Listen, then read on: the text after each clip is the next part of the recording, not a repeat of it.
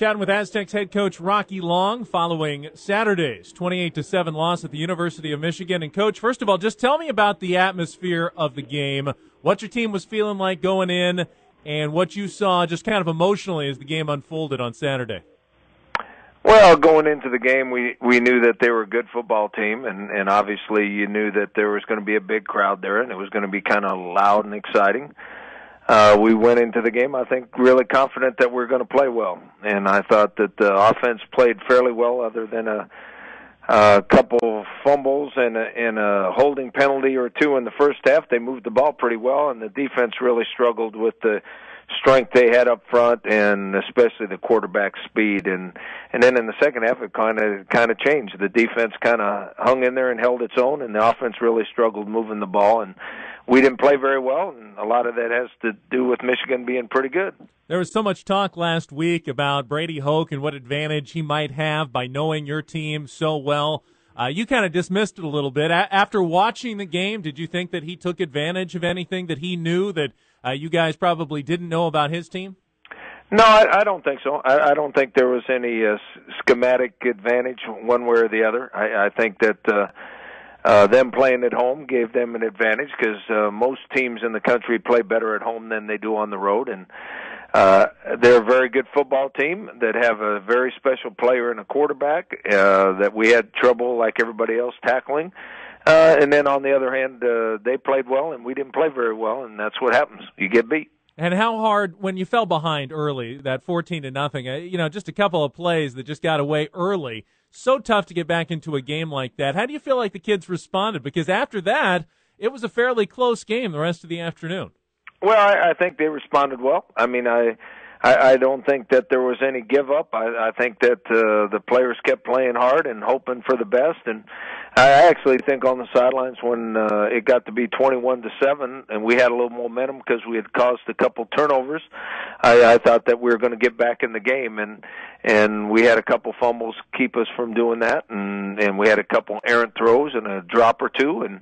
And so it was obvious that Michigan's good, but we didn't play very well, too. That's been the strength of your team on defense, especially forcing turnovers. We've seen that in each and every game so far this season, Coach.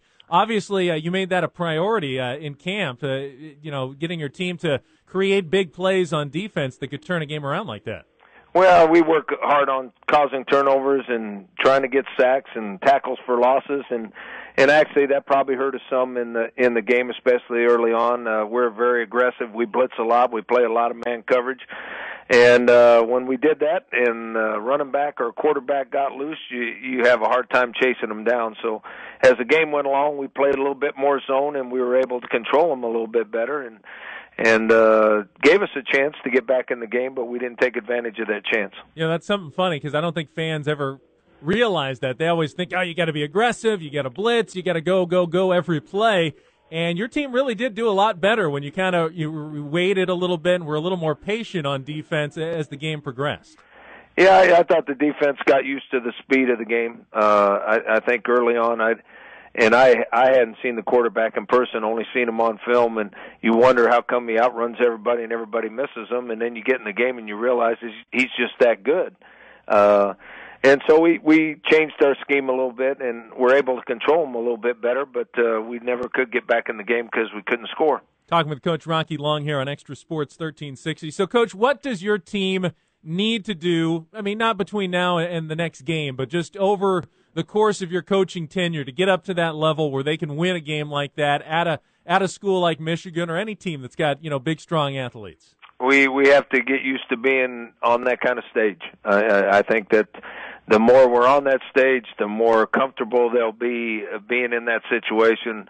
The more comfortable they are, the better they play, or the closer to their abilities they'll play. And when they do that, we'll have a chance to win. One of the parts of being on this stage, and I know you took some criticism in the newspaper for it, is handling the loss afterwards. And you didn't want your kids talking to the media after the game. Do you want to elaborate a little bit for our listeners on why you chose to do that and your thinking behind that decision?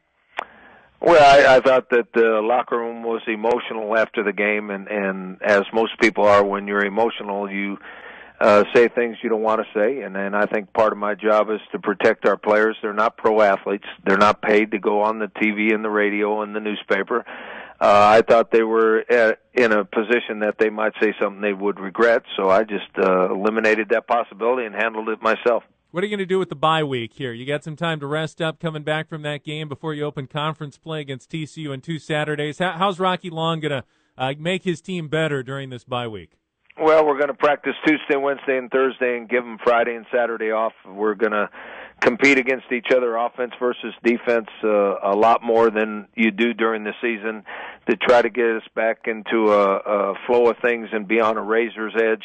And then the real problem is I don't think we'll have any problem being ready and able to play TCU. The problem is the opponent. TCU is really good. Is this a good time for a bye week, would you say, Coach? I mean, when is a good time when you're going to get that week off as a coach? Well, it'd be much better bye week if we had won. When you lose, you want to get back on the field and try to play better and make yourself feel better. It's a good point in the season for some kids that are beat up to get healthy and fresh again. But I think the majority of our team would like to be playing this Saturday. What would you say to the Aztecs fans who are a little down? I know you're down, your team's down, you wanted to win that game, you didn't. But for the Aztec fans who say, I thought this was the time, and it's just the, same old Aztecs, we wanted to see them win a big game, and they didn't. What do you tell your fans who are thinking that way on this Monday morning? Well, I think it has an initial response about games like this. I think that if you look at our preseason schedule, it was much more difficult than the year before. And we were able to win the first 3 games. I thought all those games were important wins. I mean, we beat Cal Poly that had beaten San Diego State the last 2 times they'd been here. We beat Army on the East Coast the first time in many, many years that San Diego State had won on the East Coast. And we beat Washington State, who, and I don't know, since 1981 or something, we hadn't beaten a BCS League team, even though I don't think that's a big deal. If you look at the body of our work, it's been pretty good. We're still 3-1, and we're moving on to conference play. So if you look at the body of work, it's pretty good. I mean, our team's just as disappointed as any fans might be out there, but it'll happen sooner or later. What did Brady Hoke say to you during the handshake? What did you say to him, if you care to share that with us? Oh, we just pleasantries. Good luck the rest of the year, and we'll talk after the season's over. We always want to find something deep and meaningful with what the coaches say after the game, don't we? I mean, we're always thinking there must be something important going on there, down on that field. But most of the time it's just, hey, good game, coach, and move on kind of thing. Yeah, there's very little deep talk between coaches now. Let me talk a little college football with you before we preview TCU. Coach Mike Loxley was fired at New Mexico after a rough time since he replaced you at the University of New Mexico. What kind of went wrong at that program, just from afar, and the experience that you've had with it? Why was that not the right hire for them? I don't know, and I'm not at all involved with that program anymore, so it's impossible for me to know, and so I shouldn't talk about things I don't know about, so I don't feel comfortable talking about it. Don't want to speculate, other than the fact that you're going to get a chance to play them later in the season, and then you'll worry about New Mexico. I will worry about that game, certainly. All right, I know you're already worried about TCU. They're next up on the schedule in a couple of weeks. They had that early loss to Baylor in the shootout. Since then, though, they've looked like TCU. They're still in the top 25. In a nutshell, just tell me what this year's version of the Horned Frogs look like. No Andy Dalton, but obviously still a very talented college football team. Well, they have great team speed. I mean, they're pretty big up front on both offense and defense. But the thing that impresses you most about TCU is their team speed. They're fast on offense. They're fast on defense. They've got great skill. They can play with anybody in the country. And I think there's probably 2, maybe 3, 4 teams left on our schedule that are as good or better than Michigan, and TCU is one of them.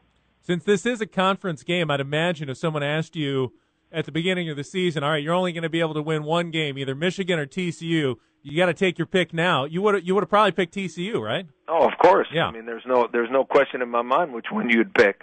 Yeah, and your players, I assume, are feeling the same way, that they're glad they've got this opportunity ahead of them. Well, I'm glad. I'm sure they're happy that the preseason's over and we're getting into conference play.